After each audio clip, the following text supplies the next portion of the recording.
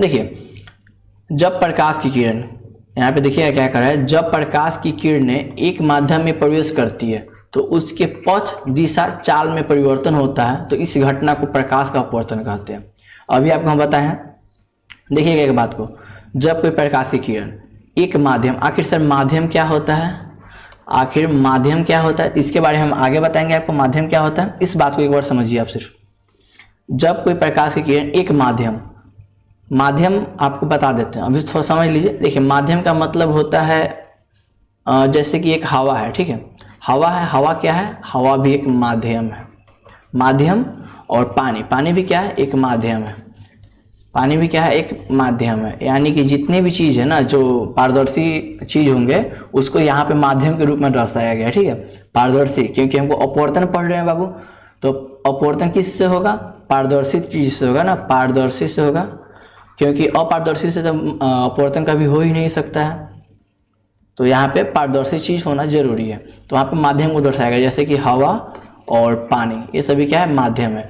देखिए, जब प्रकाश की किरण हवा से पानी में जाएगी, ठीक है, जब प्रकाश की किरण, ये सपोज कीजिए हवा है और ये क्या है, पानी है, और हवा से पानी में जाएगी तो अपने इसके पथ में विचलन होगा, एक विचलन इधर भी हो सकता है, एक विचलन इधर भी हो सकता है, यानी कि सीधा जाना चाहिए ना, इसको सीधा नहीं जाएगा, ये कहीं भी जा सकता है। तो किधर जाएगा इसके बारे में हम लोग आगे पढ़ेंगे, इसको समझ लिए, हमें आशा है कि इसको आप समझ रहे हैं। और इसके पथ में यानी कि उसके रास्ते में भी परिवर्तन होता है, उसके दिशा में यानी कि इधर उधर मुड़ जाएगा, ठीक है। अगर इसको सीधा जाना चाहिए ना तो सीधा ना जाकर इधर जा सकता है या इधर भी जा सकता है, लेकिन सीधा नहीं जाएगा। पथ में भी चेंज हो गया, पथ यही होता है रास्ता, दिशा भी चेंज हो गया। और चाल यानी कि अगर ये 3 लाख किलोमीटर प्रति घंटे की रफ्तार से जा रही है, मीटर प्रति सेकंड की रफ्तार से जा रही है, तो हो सकता है 3 लाख न जाके 2.5 लाख के करीब में जाए, 2 लाख के करीब में जाए, ठीक है, किलोमीटर प्रति घंटे की रफ्तार से 2 लाख, यही कुछ अप्रोक्सीमेटली, यानी कि घटेगा या बढ़ेगा, कुछ भी हो सकता है। 3 × 10⁸ हो सकता है, 2 × 10⁵ हो, कुछ भी हो सकता है, ठीक है। यानी कि चाल बढ़ भी सकता है, चाल प्लस भी हो सकता है, चाल माइनस भी हो सकता है। तो यही होता है अपवर्तन में। हमें उम्मीद है कि यहाँ तक भी आप समझ पा रहे हैं। चलिए, इसका एक और हम परिभाषा देंगे, उस परिभाषा को भी देखिएगा। अगर हम दूसरे शब्दों में कहना चाहें तो जब प्रकाश की किरण किसी पारदर्शी माध्यम से, अभी बोले ना पारदर्शी माध्यम से किसी दूसरे पारदर्शी माध्यम में जाती है तो उसके पथ में विचलन होता है। पथ यानी कि रास्ता, यानी कि दिशा, इसी समय विचलन होता है। विचलन मतलब क्या होता है, यानी कि बदलाव होता है। विचलन मतलब क्या होता है, बदलाव। विचलन मतलब क्या होता है, बदलाव, बदलाव होता है, जिसको प्रकाश का अपवर्तन कहते हैं।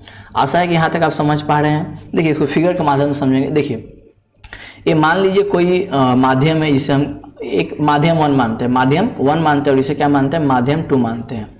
और माध्यम 1 है, ये माध्यम 2 है, ठीक है। इसमें एक प्रकाश की किरण आई, इसको जाना चाहिए इस डॉट वाले लाइन पर, लेकिन जा कहाँ रहा है, इधर जा रहा है। ये इधर भी जा सकता था, ठीक है, ये इधर भी जा सकता था, लेकिन गया इधर है, और डॉट वाले लाइन पर नहीं गया है। यही तो है अपवर्तन। हमें आशा है कि यहाँ तक आपको अपवर्तन समझ में आ गया होगा। अगर समझ में आ रहा है तो वीडियो को लाइक कर दीजिए दोस्तों, अपने दोस्तों के पास शेयर भी कीजिए। चलिए, अब नेक्स्ट देखते हैं। देखिए, प्रकाश को अपवर्तन जो है उसको व्याख्या करने के लिए कुछ चीज़ें हैं जिसको हमको बारे में पढ़ना पड़ेगा। जैसे प्रकाश के अपवर्तन की पूरी व्याख्या के लिए निम्नलिखित कुछ पद है, तो इस पद को हम देखेंगे। तो सबसे पहले है आपतित किरण, ठीक है। आपतित किरण, इसका मतलब होता है इंसिडेंट रे। क्या होता है, इंसिडेंट रे, इसको इंग्लिश में बोलते हैं। और देखिए, इसका क्या काम होता है, देखिए, 2 माध्यमों को अलग करने वाली सतह पर पड़ने वाली प्रकाश की किरण को आपतित किरण कहते हैं। 2 माध्यमों को अलग करने वाली। तो देखिए, इसको हम बताते हैं आपको। इसको हम मानते हैं कोई परत है, यानी कि जैसे मान गए, सपोज कीजिए ये क्या है बाबू, ये कांच की सिल्ली है। ये क्या है, इसको हम क्या माने बाबू है, हम इसको माने हैं कांच, ठीक है। इसको क्या माने हैं, कांच माने हैं, इसको कांच माने हैं, और इसको क्या माने हैं, हवा माने हैं। तो बताइए दोनों अलग कहाँ पे हो रहा है, तो दोनों इसी परत पे अलग हो रहा है ना, इसी परत पे ना दोनों अलग हो रहा है। यानी कि इस परत पर, यही इसी परत के बारे में हम बात कर रहे हैं अभी, यही ना परत है वो। मान गए ये माध्यम हवा है, और ये क्या है, एक कांच है, और ये क्या है, कांच है। तो यही माध्यम ना अलग कर रही है दोनों को, यही वाली माध्यम ना दोनों को अलग कर रही है। तो देखिए, वही बात है, अलग करने वाली सतह पर पड़ने वाली प्रकाश की किरण।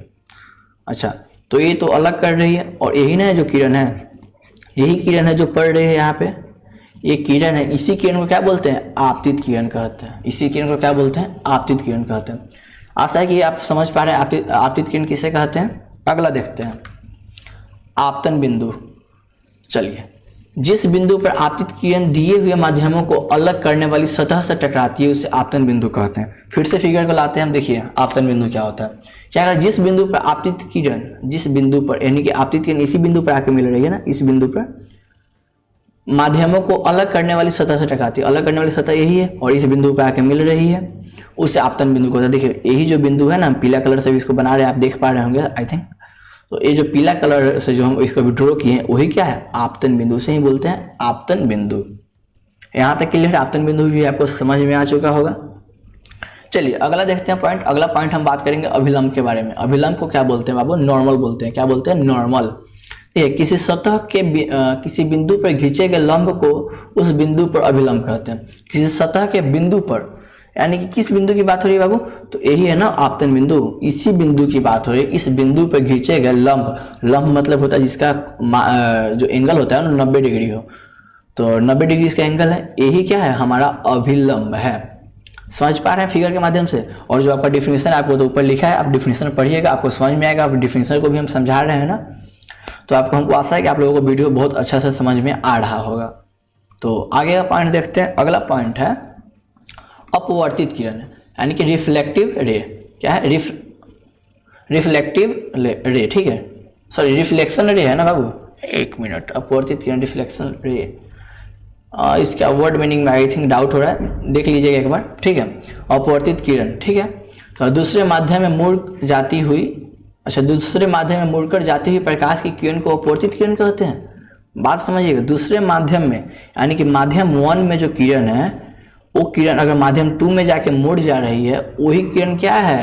अपवर्तित किरण। तो यहाँ पे समझिएगा फिगर के माध्यम से, ये किरण है, ये किरण को इस रास्ते पे जाना चाहिए। ये वाली जो किरण है इस रास्ते पे इसको जाना चाहिए, लेकिन ये किरण इस रास्ते से जा रही है, ठीक है। तो ये जो किरण अभी ड्रॉ कर रहे हैं हम, ये वाला जो किरण है, यही वाला किरण क्या है? अपवर्तित किरण है। क्या है? अपवर्तित किरण है। चलिए यहाँ तक समझ पा रहे हैं ना बाबू?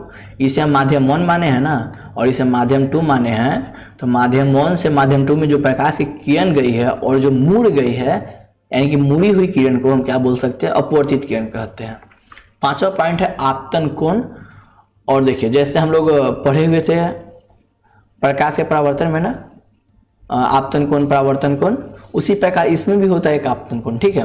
तो आपतन कोण क्या होता है आप सभी को मालूम है। आपतित किरण आपतन बिंदु पर खींचे गए अभिलंब से जो कोण बनता है, यानी कि आपतित किरण और अभिलंब से बने हुए कोण को आपतन कोण कहते हैं। इसे आई से सूचित करते हैं और इसे छोटा आई से सूचित करते हैं, ठीक है। देखिएगा अब यहाँ पे यही है ना बाबू, यही है आपका आपतन कोण, सॉरी आपतित किरण, और ये है अभिलंब। और ये जो एंगल बनेगा ना, ये वाला जो एंगल बन रहा है यहाँ पे, इसे ही क्या बोलते हैं? आपतन कोण बोलते हैं। और इसी के साथ हम आपको अपवर्तन कोण भी क्लियर कर देते हैं। चलिए इसको अपवर्तन कोण भी देख ही लेते हैं, सॉरी अपवर्तन कोण, हाँ। तो अपवर्तन कोण जो होता है ना, आपतित किरण आपतन बिंदु पर खींचे गए अभिलंब से जो कोण बनती है उसे अपवर्तन कोण कहते हैं। अच्छा, इसे आर से सूचित किया जाता है। यहाँ पे देखिएगा बात को, क्या करा आप अपवर्तित किरण, ये है रहा आपका अपवर्तित किरण, और खींचे गए अभिलंब से जो कोण बनता है, तो खींचे गए अभिलंब यही ना बाबू, ये वाला अभिलंब है ना हमारा, और इससे जो कोण बनेगा, ये वाला जो कोण बन रहा है, इसे ही क्या बोलते हैं? जो आर एंगल है यहाँ पे, इसे ही क्या बोलते हैं? इसे ही बोलते हैं हम लोग अपवर्तन कोण। क्या बोलते हैं? अपवर्तन कोण। यहाँ तक क्लियर है आप सभी को? चलिए यहाँ तक तो आप सभी को समझ गए होंगे आपतित किरण। यहाँ तक आप लोग सभी को ही, हमें आशा है आप लोग समझ गए कि आपतित किरण क्या होती है, अभिलंब क्या होता है, विरल माध्यम क्या होता है। अभी नहीं समझे तो माध्यम के बारे में अभी हम आपको समझाते हैं, माध्यम समझ में आ जाएगा। ये दोनों क्या है? ये क्या है? आपतन कोण है। ये क्या है? अपवर्तन कोण है। ये डेल्टा है बाबू, इसे बोलते हैं डेल्टा। और डेल्टा से विचलन कोण को सूचित किया जाता है। क्या होता है? विचलन कोण। इसके बारे में जान लीजिए, इसको हम कहते हैं विचलन कोण, ठीक है। विचलन कोण कहते हैं। आखिरकार विचलन कोण होता क्या है तो उसके बारे में आपको हम आगे बताएंगे, लेकिन उससे पहले थोड़ा यहाँ पे जान लीजिए। देखिए प्रकाश की किरण को इस डॉट डॉट लाइन जो है, ये डॉट डॉट लाइन है, इस पर जाना चाहिए था, ठीक है। लेकिन जा कहाँ से रहा है? इस लाइन से जा रहा है ना। तो इस लाइन से जाना चाहिए था, इस लाइन से जा रहा है, तो इसमें कितना डिग्री का विचलन हुआ है उसे ही बोलते हैं विचलन कोण। इससे हम क्या कहते हैं? डेल्टा से सूचित करते हैं। इसे क्या बोलते हैं? डेल्टा बोलते हैं, ठीक है। इसे क्या बोलते हैं? डेल्टा बोलते हैं। इसे क्या बोलते हैं, डेल्टा बोलते हैं। इस सिंबल को डेल्टा बोलते हैं, याद रखिएगा। क्लियर है यहाँ तक? यहाँ तक कोई दिक्कत नहीं होना चाहिए आप सभी को। चलिए अब बात करते हैं माध्यम के बारे में। हम लोग अपवर्तन के जो डिफिनेशन था उसमें बताया गया है कि जब प्रकाश की किरण एक माध्यम से दूसरे माध्यम में जाती है तो उसके पथ में, उसके दिशा में, उसके चाल में परिवर्तन होता है। तो आखिर माध्यम क्या होता है, तो उस माध्यम को जानते हैं। देखिए माध्यम क्या होता है, किसी स्थान या क्षेत्र में मौजूद पदार्थ की उस क्षेत्र का माध्यम कहते हैं। अच्छा देखिए, किसी स्थानीय क्षेत्र में मौजूद पदार्थ को उस क्षेत्र को माध्यम कहते हैं। किसी स्थानीय क्षेत्र में मान गए ये स्थान है, ये स्थान है, इसमें उपस्थित क्या है, इसमें हवा है, ठीक है, इसमें हवा है। और ये भी एक स्थान है, इसमें क्या है, इसमें क्या है, सिर्फ पानी है। तो ये क्या हो जाएगा, ये माध्यम हो जाएगा। क्या हो जाएगा, ये माध्यम हो जाएगा, ये हवा का माध्यम हो जाएगा। क्या हो जाएगा, हवा का माध्यम हो जाएगा, ये पानी का माध्यम हो जाएगा। तो उससे इस क्षेत्र, जो पूरा जगह है ना, इस जगह को, इसको हम फिल कर रहे हैं अभी, ये जो जगह है, इस सभी जगह को क्या बोलेंगे, हवा, यानी माध्यम बोलेंगे। इसको भी क्या बोलेंगे, माध्यम बोलेंगे। समझ पा रहे हैं ना आप? हाँ, तो हमें उम्मीद है कि ये समझ पा रहे हैं। अंतरिक्ष में माध्यम नहीं होता, जिसे शून्य या निर्वात कहते हैं। देखिए अंतरिक्ष जो होता है, हमारा जो पृथ्वी जो है ना, पृथ्वी जो है वायुमंडल से घिरा हुआ है। क्या है, वायुमंडल से घिरा हुआ है। वायुमंडल के बाद में ना कोई हवा नहीं है, हवा नहीं है। तो हवा नहीं है तो उसको क्या बोलेंगे, निर्वात बोलते हैं। क्या बोलते हैं, निर्वात बोलते हैं, निर्वात। और निर्वात का मतलब क्या होता है, जहाँ नी मतलब नहीं, वात मतलब होता है वातावरण, जहाँ वातावरण नहीं हो, ठीक है, तो उसे निर्वात बोलते हैं। वहाँ पे क्या होता है, वहाँ पे हवा नहीं होता है, ठीक है, इसीलिए उसे अंतरिक्ष में कोई माध्यम नहीं बोला जाता। अंतरिक्ष में कोई माध्यम नहीं होता, जहाँ पे कुछ है ही नहीं उसको माध्यम को इससे बोलेंगे हम। क्या कहें, किसी स्थानीय क्षेत्र में मौजूद पदार्थ, तो वहाँ पे कोई पदार्थ उपस्थित ही नहीं है तो उसका माध्यम बोल पाएंगे। निर्वात में कुछ नहीं होता, निर्वात मतलब कुछ नहीं होता, तो वहाँ पे हम कैसे बोल देंगे कि वो माध्यम है। तो जो निर्वात होता है वो माध्यम नहीं होता है। यहाँ तक क्लियर है? और देखिए माध्यम के ना दो प्रकार होते हैं। माध्यम के कितने प्रकार होते हैं, माध्यम के दो प्रकार होते हैं। कौन कौन होता है, पहला होता है सघन माध्यम और दूसरा होता है विरल माध्यम। पहला क्या होता है, सघन माध्यम, और दूसरा क्या होता है, विरल माध्यम। तो सबसे पहले आज हम जानते हैं सघन माध्यम आखिरकार होता है क्या है, उसके बाद में जानेंगे विरल माध्यम के बारे में। चलिए आगे विरल माध्यम आ गया। चलिए एनिमेशन में कुछ प्रॉब्लम था, उसके बारे में हटाते हैं। यहाँ पे देखते हैं सघन माध्यम। देखिए सघन माध्यम आखिर होता क्या है, तो वह माध्यम जिसके कण किसी दूसरे माध्यम की तुलना में एक दूसरे के करीब हो उसे सघन माध्यम कहते हैं। अच्छा बाबू एक बात बताइएगा, अच्छा किसको बोलते हैं, अच्छा किसको बोलते हैं और बुरा किसको बोलते हैं? अच्छा और बुरा किसे बोलते हैं? आई थिंक बुरा गलत लिखे हैं ना जी, हम बुरा गलत लिखे थे। अच्छा, अरे क्या हो गया यार, हाँ सही था, बुरा वो सही था। अच्छा तो अच्छा और बुरा किसे बोलते हैं हम, अच्छा और बुरा किसे बोलते हैं? मान गए ए राम है और ए क्या है, सोहन है। सोहन क्या करता है, राम जो क्या करता है, राम जो है ना, ये राम एक बहुत अच्छा लड़का है। राम क्या है, एक अच्छा लड़का है, डिसिप्लिन में रहता है। ये क्या करता है, डिसिप्लिन में रहता है और ये सबकी बातों को मानता है। ये आज्ञाकारी है, क्या है, आज्ञाकारी है।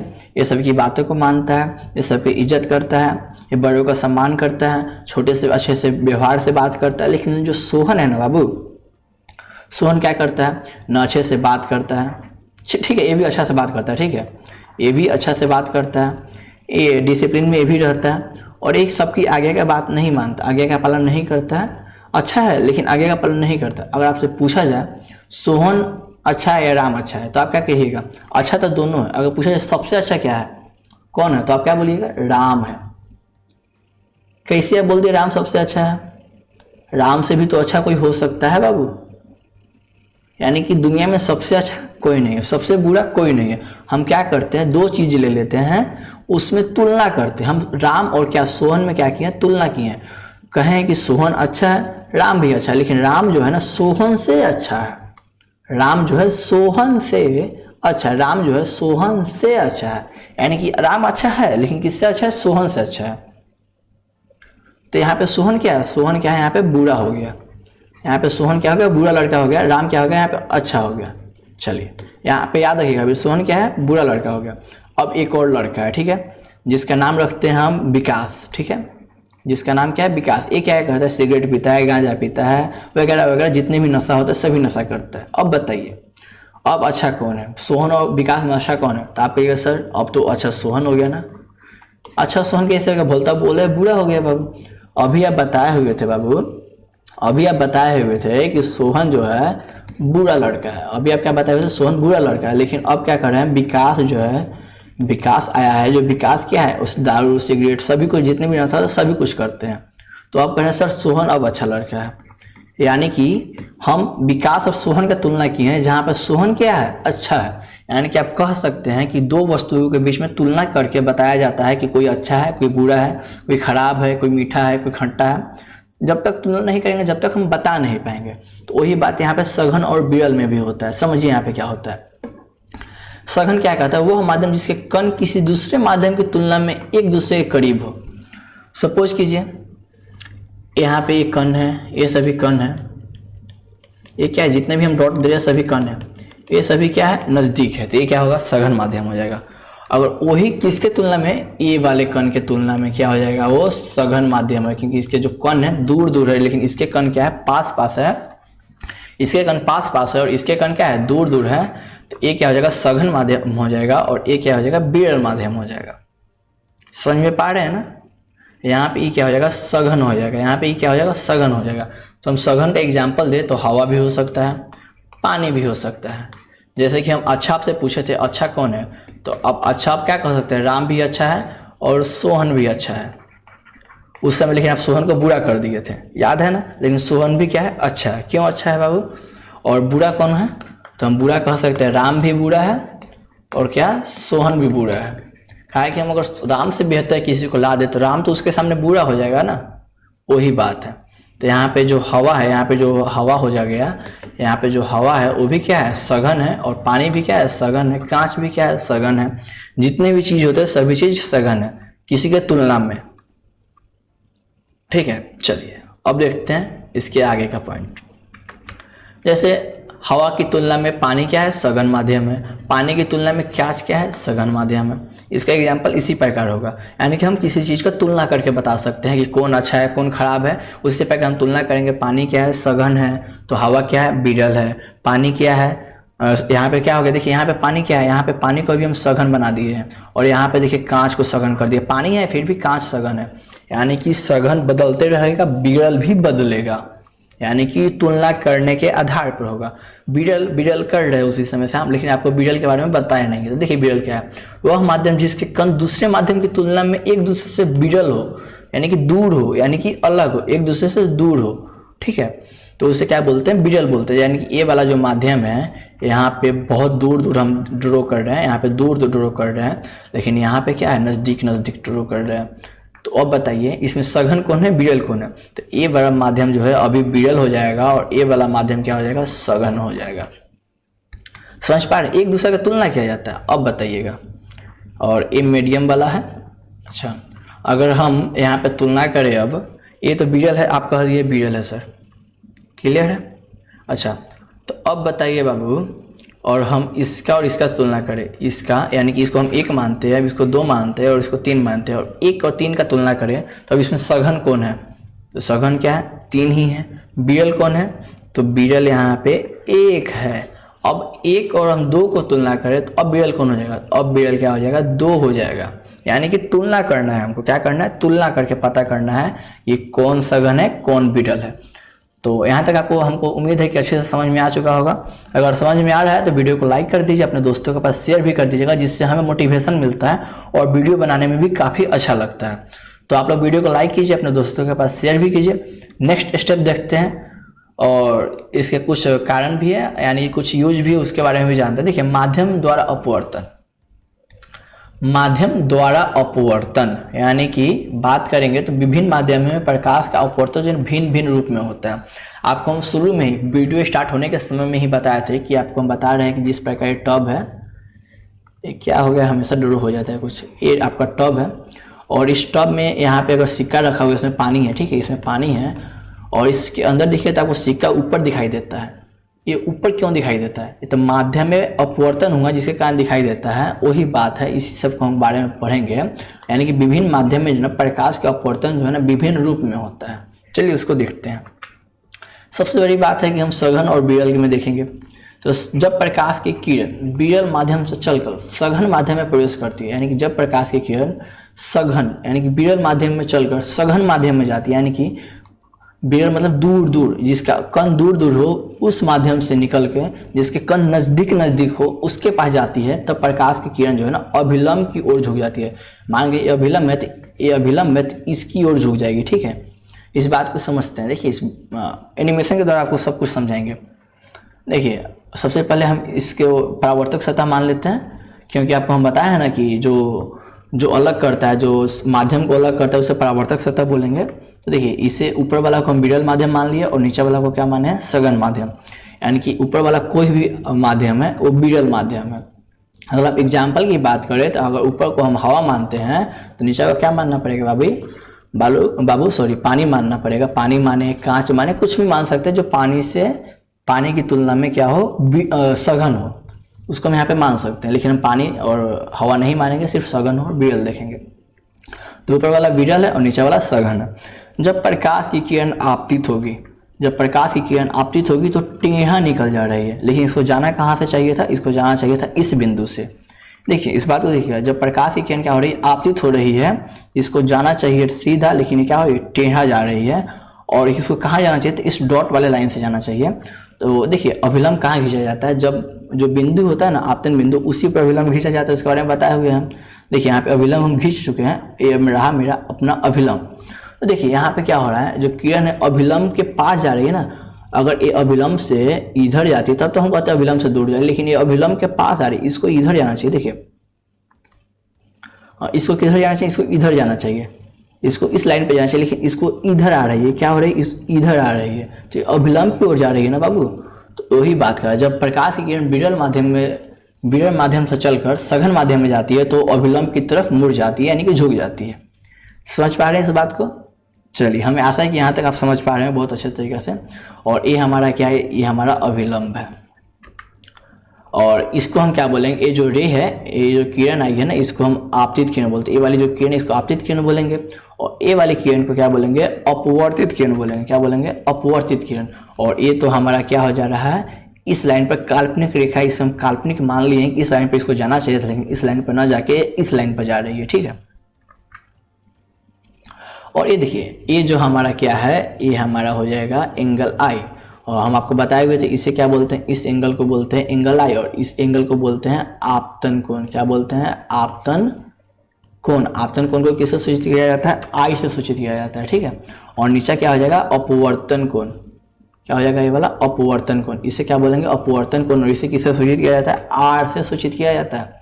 और जो डेल्टा है उसको तो आप बताएं, ये विचलन कोण बोलते हैं, ये विचलन हुआ है। ठीक है, यानी कि इसको जाना चाहिए यहाँ से और ये गया है यहाँ से, तो इसके और इसके बीच के जो एंगल है उस एंगल को क्या बोलते हैं, विचलन कोण कहते हैं। क्या बोलते हैं, विचलन कोण, यानी कि विचलन कोण। ठीक है, अब देखते हैं दूसरा पॉइंट।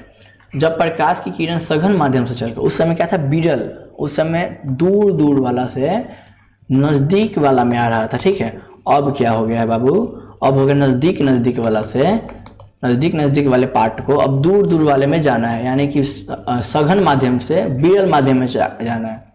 देखिए सघन माध्यम से विरल माध्यम में जाना है, तो प्रकाश की किरण क्या होगी, अभिलंब से दूर भागी। उस समय अभिलंब के पास आ रही थी, अब अभिलंब से दूर जाएगी।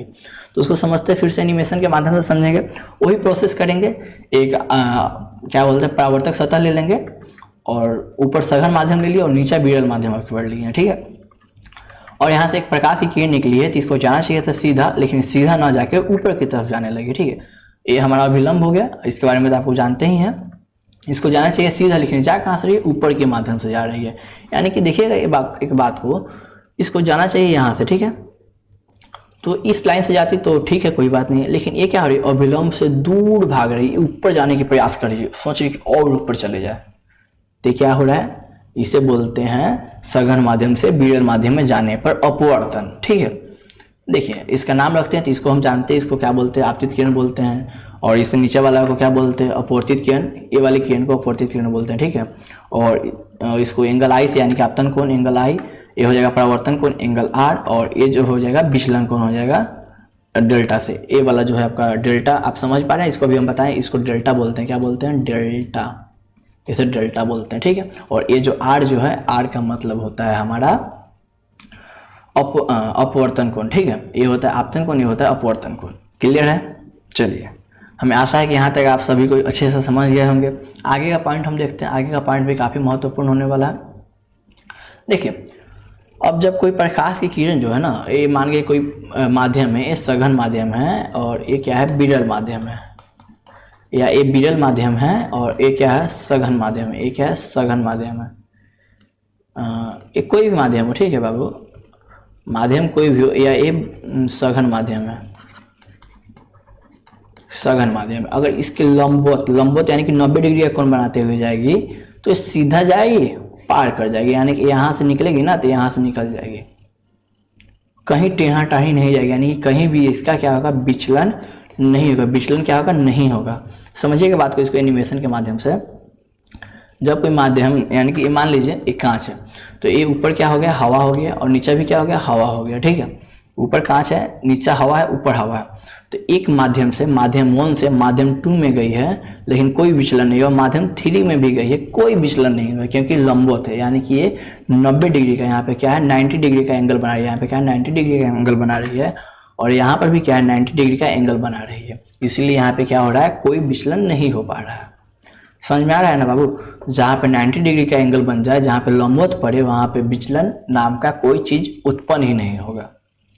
अच्छा, अब बताइएगा, जब सघन से विरल में जाए, सघन से विरल में जाए तो अभिलंब से दूर जाती है, और सघन विरल से सघन में आए तो अभिलंब के करीब आती है। बात क्लियर है ना? चलिए, यहाँ तक हमको उम्मीद है कि सभी को क्लियर होगा। अब पढ़ेंगे हम क्या होता है पार्श्विक विस्थापन के बारे में। आखिर पार्श्विक विस्थापन होता क्या? देखिए, आपतित किरण और निर्गत किरण के बीच लंबवत दूरी को पार्श्विक विस्थापन कहते हैं। तो इसके बारे में आपको हम बताते हैं। आपको ये डिफिनेशन से आपको मतलब डर लग रहा होगा, क्या निर्गत किरण, क्या पार्श्विक विस्थापन। तो देखिए, आपको हम बताते हैं। एक एनिमेशन हम तैयार की है। ये देखिए, ये है हमारे कांच की सिल्ली, यानी कि ऊपर हवा मानेंगे।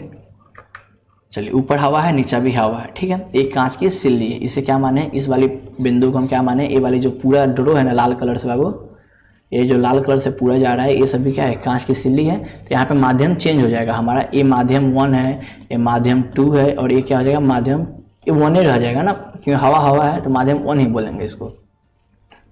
चलिए, यहाँ से कोई प्रकाश की किरण निकलेगी, तो ये प्रकाश की किरण विरल माध्यम से, ये प्रकाश की किरण विरल माध्यम से कहाँ जा रही है, सघन माध्यम में जा रही है। देखिए कहाँ जाएगी, अभिलंब से क्या होगी, देखिएगा इस बात को, ये अभिलंब, ये मान के यहाँ से अगर हम अभिलंब को ड्रॉ करते हैं तो अभिलंब के पास जा रही है ना, विरल से सघन में जाए तो अभिलंब के पास जाती है। बात क्लियर है? अब ये क्या है, सघन माध्यम है। यहाँ नीचे वाला क्या है बाबू, नीचे वाला है आपका विरल माध्यम, नीचे वाला क्या है, विरल माध्यम है। तो अब तो अभिलंब से दूर भागेगी। ये मान के इसका अभिलंब है, तो अभिलंब से कहाँ जाएगी, दूर भाग रही है ना। अच्छा, ये बताइएगा, इस वाली किरण को जाना कहाँ चाहिए था, इस वाली किरण को जाना चाहिए था इस प्रकार ना, और ये वाली जो किरण है, ये वाली किरण है, हम थोड़ा डोर हटाते हैं यहाँ से, ये वाली जो किरण है, इस किरण को कहाँ से आना चाहिए था, इसको इधर से आना चाहिए था, लेकिन आई कहाँ से है बाबू, टेढ़ा हो गया, आई यहाँ से है। यहाँ तक आप समझ पा रहे हैं ना बाबू? हाँ, तो क्लियर होना चाहिए आप सभी को यहाँ तक।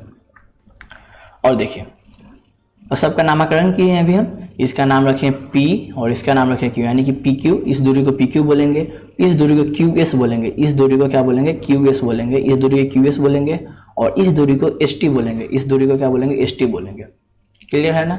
नामकरण किए हैं। अच्छा, चलो बाबू, यहाँ तक तो हमको आशा है कि समझ पा रहे हैं आप लोग। अच्छा, अब बताइएगा बाबू, ये वाली लाइन को हम आपतित किरण बोलते हैं, मालूम है आपको?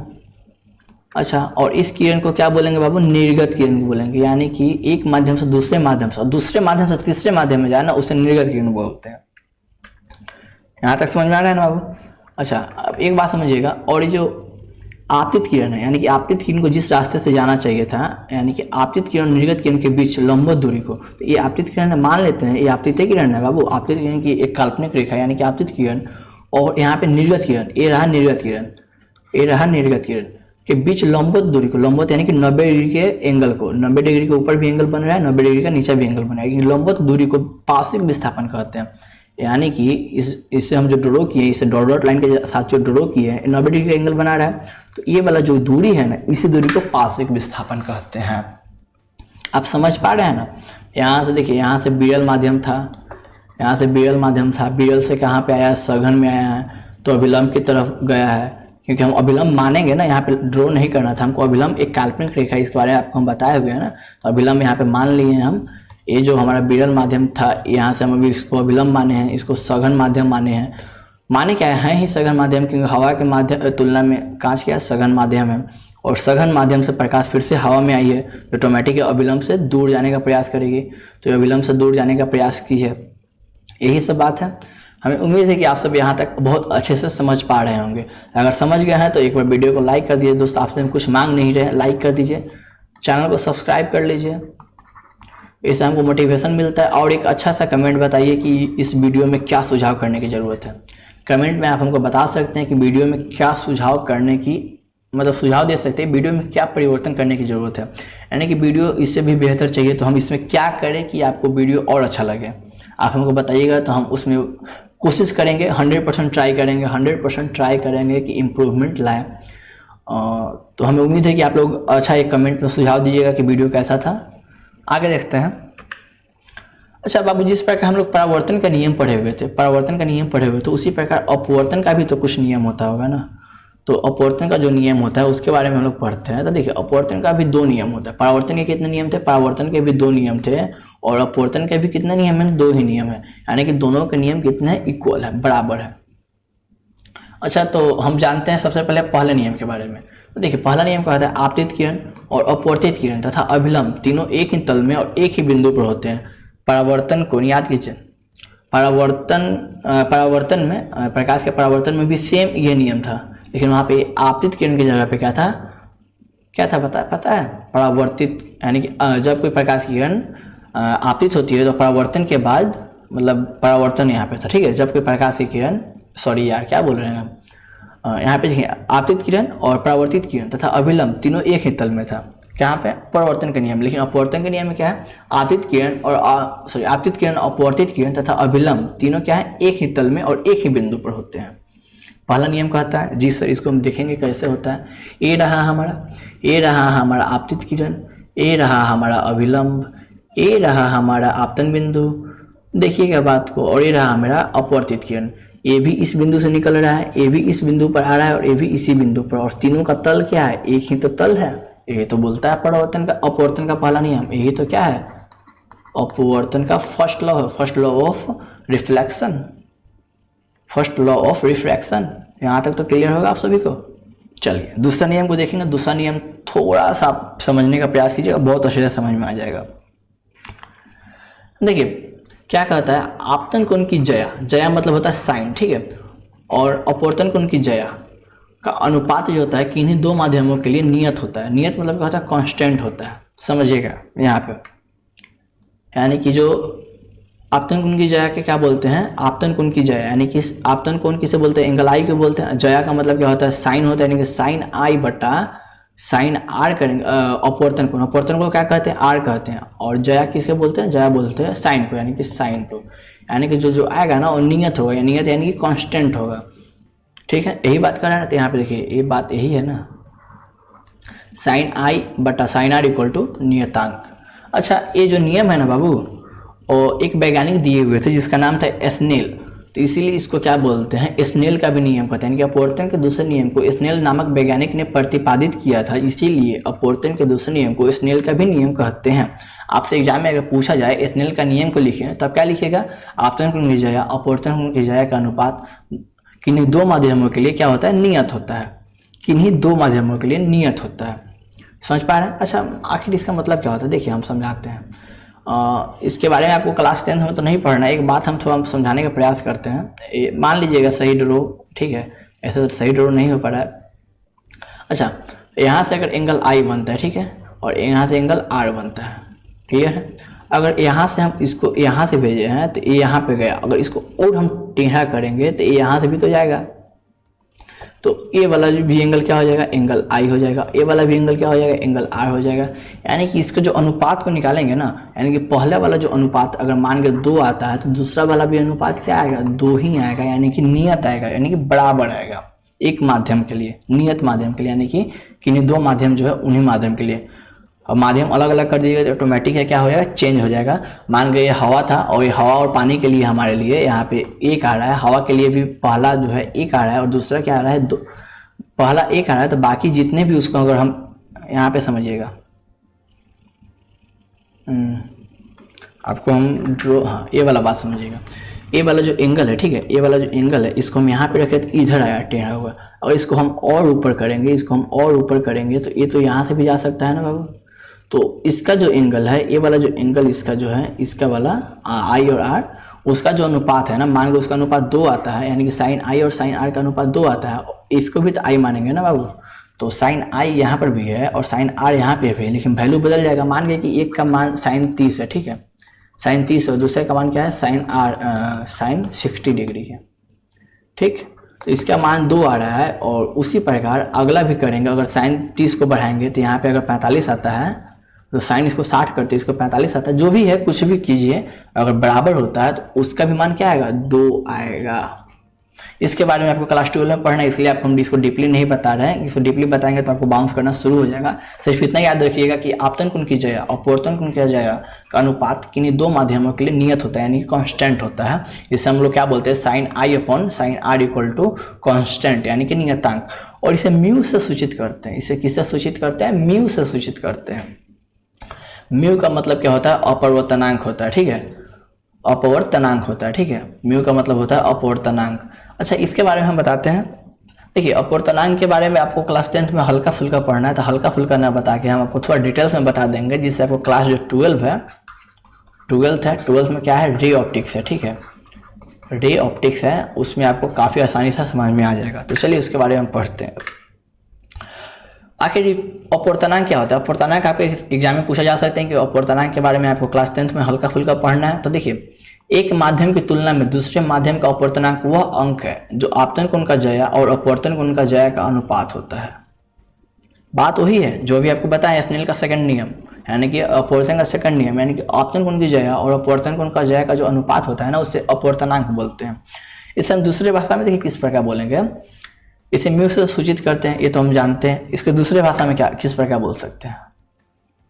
अच्छा, अभी तो हम आपको फॉर्मूला बताएं, साइन आई बराबर जो होता है साइन आर होता है, और इसको हम लोग दूसरे भाषा में अगर बोलना चाहेंगे तो इसको इस प्रकार बोल सकते हैं। दूसरे शब्दों में, किसी माध्यम का अपवर्तनांक शून्य यानी कि निर्वात में प्रकाश की चाल और उस माध्यम में प्रकाश की चाल का अनुपात होता है। यानी कि हम कह सकते हैं किसी माध्यम का अपवर्तनांक यानी कि n बराबर निर्वात में प्रकाश की चाल। तो आपको मालूम है निर्वात में प्रकाश की चाल होती है 3 × 10⁸ मीटर प्रति सेकंड होती है, और किसी माध्यम में प्रकाश की चाल का अनुपात होता है। ये सी जो है, सी का मतलब होता है प्रकाश का अपवर्तनांक। यहाँ तक आपको क्लियर होगा। चलिए आगे देखते हैं। यहाँ तक ये तो बात समझ गए हैं, इसको हम आगे डिफाइन करते हैं। देखिए, यही ना हमारा फॉर्मूला यही आया है ना, निर्वात में प्रकाश की चाल जो सी होता है और माध्यम में प्रकाश की चाल CM होता है, ठीक है। अच्छा बाबू, एक और बात बताइएगा, हम यहाँ पर उदाहरण देख लेते, उसके बाद में आपसे हम पूछेंगे, उसके बाद में बताइएगा। तो उदाहरण में 1 नंबर उदाहरण देखते हैं। अगर हम मान लेते हैं कि हमको निकालना है हवा का, ठीक है, हवा का तो हटाई, हवा का निर्मल होता है, इक्वल होता है, इक्वल मान लेते हैं। निर्वात में जो प्रकाश की चाल होती है ना, उसी को हम हवा में प्रकाश की चाल मान लेते हैं। देखिए यहाँ पे कांच का अपवर्तनांक अगर हमको निकालना है तो सबसे पहले हमको क्या चाहिए, निर्वात में प्रकाश की चाल। तो निर्वात में प्रकाश की चाल हम सभी को मालूम है 3D × 10⁸ मीटर प्रति सेकंड कहिए, या 3D × 10⁵ किलोमीटर प्रति सेकंड कहिए। दोनों में से कोई एक होगा। तो देखिए, हम दोनों में से कोई एक ले लेते हैं। यहाँ पे ले लिए 3 × 10⁵ किलोमीटर प्रति सेकंड, और जो कांच में प्रकाश की चाल जो होती है ना, 2 लाख किलोमीटर प्रति सेकंड होती है। अगर इसको हम सॉल्व करें तो 3 गो जीरो से, यहाँ पे 3 गो जीरो खत्म, 2 जीरो से 2 जीरो खत्म, यानी कि 3/2 आएगा। अगर आप 3/2 को सॉल्व करते हैं तो 1.5 आएगा। क्या आएगा, 1.5 आएगा। यानी कि हम कह सकते हैं कांच का जो अपवर्तनांक होता है 1.5 आता है। यहाँ तक आप हमको उम्मीद है कि समझ पा रहे हैं अपवर्तनांक किस प्रकार निकालते हैं। उसी प्रकार अगर हम कांच को छोड़कर अब किसी अन्य चीज में निकालें, यानी कि अब निकालते हैं जल में अपवर्तनांक, तो जल में प्रकाश की चाल पता करते हैं। तो जल में प्रकाश की चाल जो होती है हमको 2.5 लाख किलोमीटर प्रति सेकंड होती है, ठीक है, 2.2 लाख बोले, इसको 2,25,000 किलोमीटर प्रति सेकंड बोलते हैं, ठीक है, 2,25,000 किलोमीटर प्रति सेकंड। 2.5 लाख नहीं होता बाबू, 2.5 लाख का मतलब 2,50,000 होता है, ठीक है, लेकिन यहाँ पे 2,25,000 किलोमीटर प्रति सेकंड है। इसको कटाएंगे तो 3 जीरो से 3 जीरो कट जाएगा, और यहाँ पे बचा क्या 300 और 225। क्लियर है ना। चलिए इसको हम कटाते हैं। इसको किस प्रकार कटाएंगे देखिएगा, अगर हम इसमें 4 से और इसको 3 से कटाएंगे तो कटेगा क्या? कटेगा? नहीं कटेगा क्या? नहीं समझ में आया आपको ना, हम समझाते हैं। देखिए अगर हम क्या करें, यहाँ पे घटाने का निंजा टेक्निक समझते हैं। ये 3 जीरो तो ये 3 जीरो खत्म हो जाएगा। अगर हम कितना का पढ़ा 4 मरतब तक पढ़े कि 300 आ जाएगा। सोचिए एक बार, कितना का पढ़ा, सॉरी 300 लाना ना, कितना का पढ़ा हम 4 मरतब तक पढ़े कि 300 आ जाएगा, और कितना का पढ़ा हम 3 मरतब तक पढ़े कि 225 आ जाएगा। बताइए, इसको कटाने का हम निंजा टेक्निक आपको बता रहे हैं, अभी आपको हम बता देंगे, लेकिन अभी हम आपसे थोड़ा देखना चाहते हैं आप लोग क्या कर रहे हैं, ठीक है। तो देखिएगा, अगर हम इसकी बात करें ना, तो अब हम कह सकते हैं यहाँ पे, एक मिनट, अच्छा, तो यहाँ पे हम कह सकते हैं ना कि अगर 75 का पढ़ा 3 मरतबे, सॉरी 4 मरतबे में पढ़ा जाए, और 75 का पढ़ा 3 मरतबे में पढ़ा जाए, तो 4 मरतबे पढ़ेंगे तो 300, और 3 मरतबे पढ़ेंगे तो 225 आ जाएगा।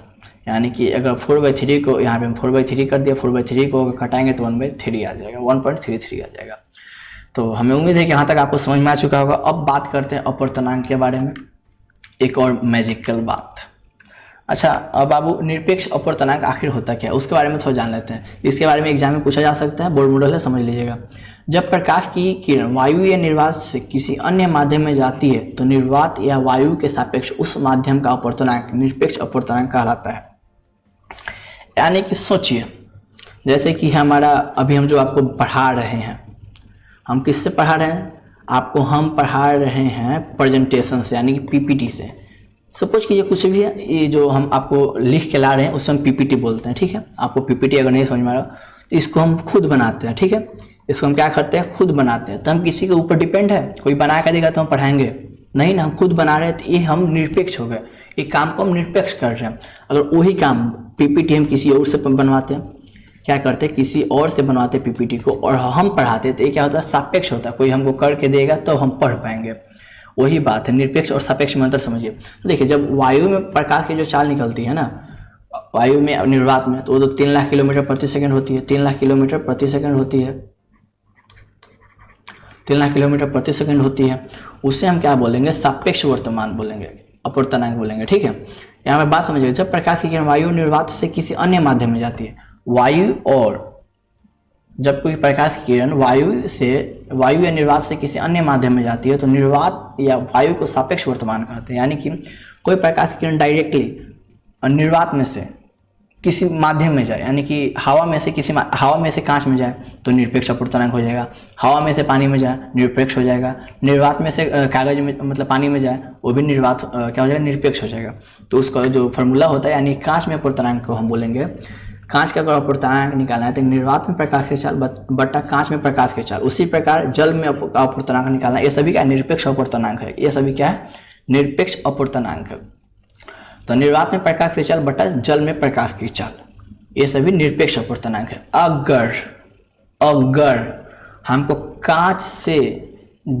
जल से कांच में गुजारना हो तो क्या होगा? उसे ही बोलते हैं सापेक्ष अपवर्तनांक। देखिए, जब प्रकाश एक पारदर्शी माध्यम से दूसरे पारदर्शी माध्यम में गमन करता है तो पहले माध्यम को सापेक्ष और पहले माध्यम के सापेक्ष दूसरे माध्यम का अपवर्तनांक आपेक्षिक अपवर्तनांक होता है। देखिए, उसको समझने का प्रयास कीजिएगा। यहाँ पे आपको थोड़ा दिक्कत हो सकता है क्योंकि ये थोड़ा हार्ड टॉपिक है। जब प्रकाश एक पारदर्शी माध्यम से, यानी कि मान गए कि ये पानी है, ये पारदर्शी माध्यम में पानी से दूसरे माध्यम में गमन करता है, यानी कि कांच में गमन करता है। क्या करता है? कांच में गमन करता है। तो पहले माध्यम के सापेक्ष, यानी कि इस माध्यम के सापेक्ष दूसरे का अपवर्तनांक को ही क्या बोलते हैं? हम सापेक्ष या अपेक्षिक अपवर्तनांक बोलते हैं। हमें उम्मीद है कि आप यहाँ तक समझ पा रहे होंगे। देखिए, अब इसको हम समझाने के लिए एनिमेशन तैयार किए, उस एनिमेशन के माध्यम से समझिएगा। दूसरे शब्द में भी इसको कह सकते हैं दो माध्यमों में निरपेक्ष अपवर्तनांक, यानी कि दो माध्यमों में निरपेक्ष अपवर्तनांक के अनुपात को, यानी कि ये देखिए सी जी, कि क्या बोलेंगे, इसको हम अभी डिफाइन करेंगे, पहले उसको हम समझ लेते हैं, ठीक है। माध्यम 1 में अपवर्तनांक अगर निकालना है हमको, माध्यम 1 में अपवर्तनांक निकालना है, ठीक है। माध्यम 1 का अपवर्तनांक n1 है, ठीक है। माध्यम 1 का अपवर्तनांक क्या है, n1 है, और माध्यम 2 का अपवर्तनांक n2 है। तो माध्यम 2 का सापेक्ष माध्यम 1 का जो अपवर्तनांक होगा ना, n21 हो जाएगा। क्या हो जाएगा, n21। समझिएगा बात को। माध्यम 1 का अपवर्तनांक n1 है और माध्यम 2 का अपवर्तनांक n2 है, तो माध्यम 2 के सापेक्ष यानी कि माध्यम 2 के रिस्पेक्ट में जो एक का जो अपवर्तनांक होगा ना, n21 हो जाएगा। उसको हम इस प्रकार लिख सकते हैं, n21 को हम किस प्रकार लिख सकते हैं, n2, यानी कि माध्यम 2 का अपवर्तनांक बटा माध्यम 1 का अपवर्तनांक।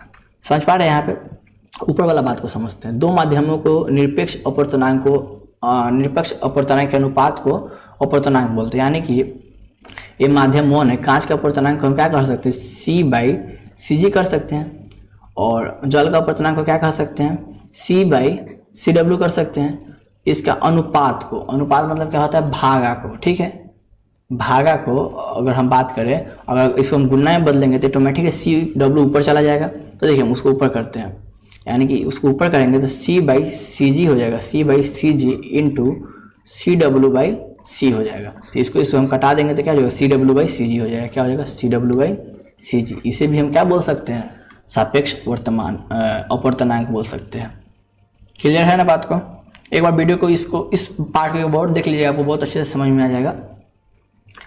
अच्छा, इस बात को अब समझते हैं। ये बात तो अभी हम लोग लाए हैं, सिद्ध किए थे। अच्छा, किसी माध्यम में अपवर्तनांक यानी कि निर्वात में प्रकाश की चाल बट्टा माध्यम में प्रकाश की चाल होती है। क्लियर है ना।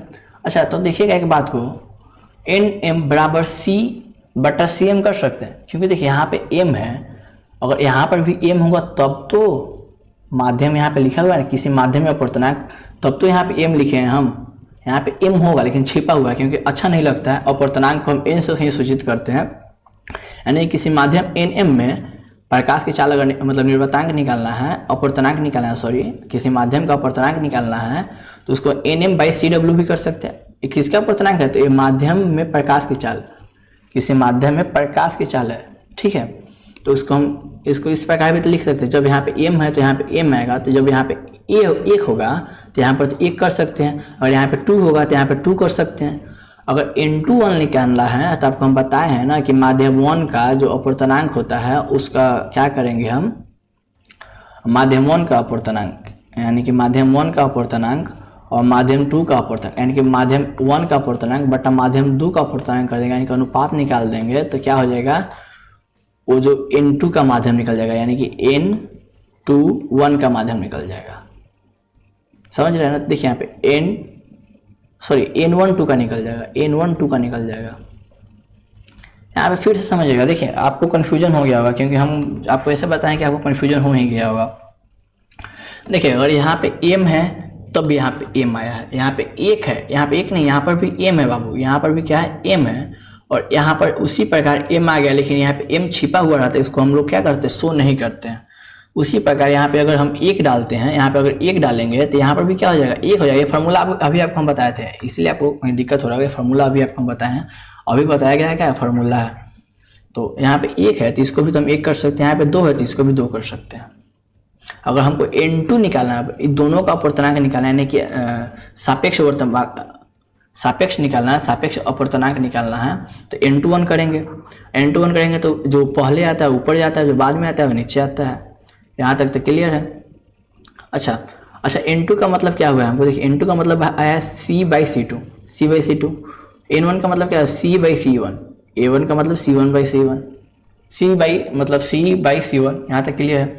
ये भागा में अगर इसको हम पलटेंगे तो गुना में आ जाएगा, यानी कि C से C अब कट जाएगा और बच जाएगा C1/C1, यानी कि n21 बराबर कह सकते हैं हम C1/C2, यानी कि माध्यम 1 में प्रकाश की चाल बट्टा माध्यम 2 में प्रकाश की चाल। यहाँ तक क्लियर है। यहाँ पे आप लोगों को थोड़ा सा हार्ड लगता है, क्योंकि ये जो टॉपिक है ना बाबू, ये आपके 10th में थोड़ा कम है। 10th में क्या है, थोड़ा कम है, थोड़ा क्या है, कम है। और ये जो टॉपिक है आपका क्लास 12th का टॉपिक है। किसका टॉपिक है, 12th का टॉपिक है। थोड़ा सा हार्ड लगेगा, कोई दिक्कत नहीं है। अगर समझ में आ रहा है तो अच्छी बात है, नहीं समझ में आ रहा है तो और अच्छी बात है, क्योंकि 12 में आपको पढ़ना ही है।